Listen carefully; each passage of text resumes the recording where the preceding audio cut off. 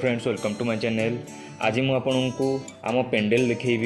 यहाँ हूँ छेण्र हनुमान मंदिर साइड बीएसएनएल छक पेंडेलटा बनाई।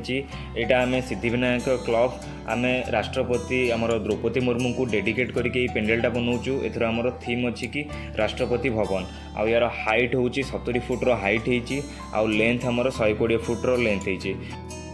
एठी 20 जन मिस्त्री पाखापाखि 20 दिन परिश्रम करिकी पेंडेलटा बनई।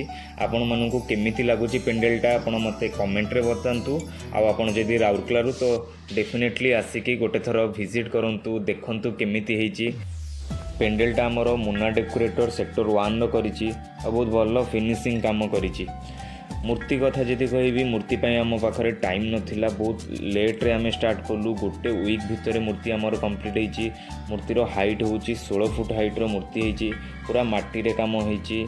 आउ मूर्ति आमर जिलू भाई करिकी गोटे भाई नहीं काम। आउ फिनिशिंग काम होती। आपड़ लास्ट को फोटो देखिले जानीपर। मुझे लास्ट को फोटो अटैच करदेवी।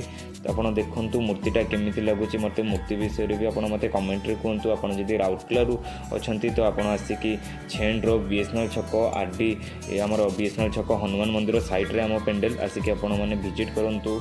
लाइक करूँ, शेयर करूँ, सब्सक्राइब।